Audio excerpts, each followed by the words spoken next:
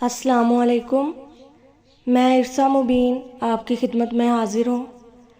اس سبق میں ہم انشاءاللہ فعل، فاعل اور فعول ان تین بارٹ کو سمجھیں گے۔ امید ہے کہ گزشتہ دونوں سبق آپ کو اچھی طرح سمجھ میں آ گئے ہوں گے۔ اگر آپ کو گزشتہ سبق سمجھ میں نہیں آئے تو یہ سبق آپ کی سمجھ میں نہیں آئے گا، لہٰذا برائے کرم اس سبق کو سننے سے پہلے آپ پہلی دو ویڈیوز اچھی طرح سمجھ لیں اور اپنے آپ سے سوال کریں کہ حرف، لفظ متحرک اور ساکن آپ کو اچھی طرح سمجھ میں آ گئے ہیں یا نہیں۔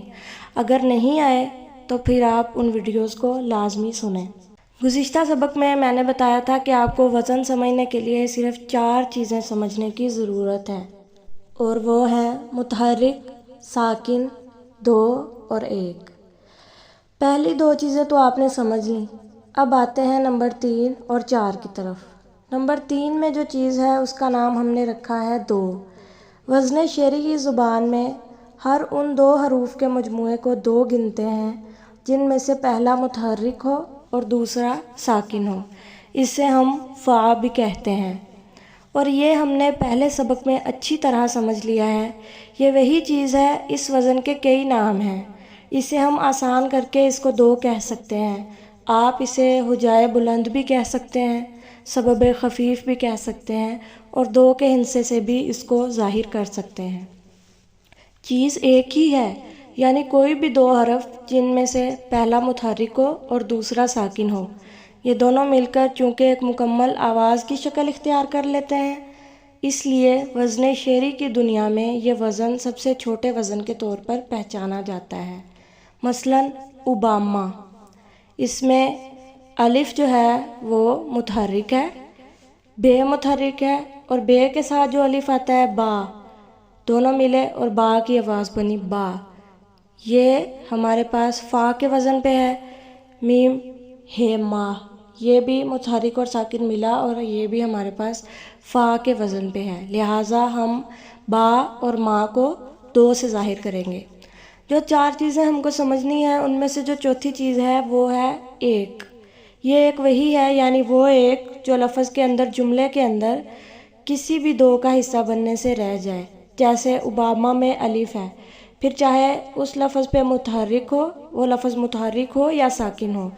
تو اس سبق کا خلاصہ یہ ہے کہ متحرک کے فوراً بعد اگر ساکن آ جائے تو یہ دونوں مل کر 2 کہلاتے ہیں، جس کا وزن فا ہے، اور کسی بھی لفظ میں وہ حرف جو ان 2 کا حصہ نہ بن سکے، جیسے اوباما میں الف ہے، وہ 1 ہے۔ اب اس پوری تفصیل کو ہم سبق کے عنوان کے ساتھ جوڑتے ہیں، اور ہمارے سبق کا عنوان ہے فاعل، فعل اور فعول۔ تو ان تینوں کو ہم دیکھتے ہیں کہ متحرک اور ساکن کی کیا ترتیب ہے، اور 2 اور 1 کے اعتبار سے ہم کیسے ان کی ترتیب کو سمجھیں گے۔ تو فعل کا وزن ہے 2 جمع 2۔ اس کی مثال ہے جیسے شاعر، شین الف شاہ، عین ر ار۔ متحرک اور ساکن ملا شاہ بن گیا، عین اور رے ملا ایر بن گیا۔ تو یہ فعل کے وزن پر ہیں۔ اس کے بعد فاعل، یہ ہے 1، پھر 1 اور پھر 2، اور اس کی مثال ہے شعراء، شین متحرک، عین متحرک اور پھر را متحرک، اور اس کے بعد ساکن، لہٰذا شعراء فاعل کے وزن پر ہے۔ فعول کا وزن ہے 1، اس کے بعد 2 اور پھر 1، اور اس کی مثال ہے ہمارے پاس شعور۔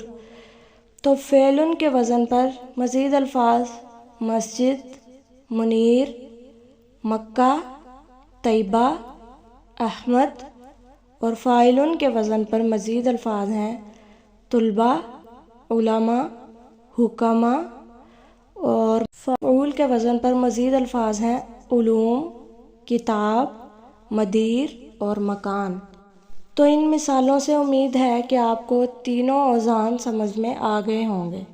اگر نہیں سمجھ میں آئے تو آپ کومنٹ سیکشن میں دوبارہ پوچھ سکتے ہیں، میں لکھ کر مزید اس کی وضاحت کر دوں گی۔ اور اب کام اس سبق کا یہ ہے کہ پہلے نمبر پر تو آپ متحرک اور ساکن اور 2 اور 1 کی تشریح اپنے الفاظ میں لکھ کر مجھے کومنٹ سیکشن میں دکھائیے۔ اور دوسرے نمبر پر کام آپ کو یہ کرنا ہے کہ فعل، فاعل اور فعول ان تینوں کے وزن پر 3 مثالیں لکھ کر دکھائیے۔ اب میں اجازت چاہوں گی، فی امان اللہ۔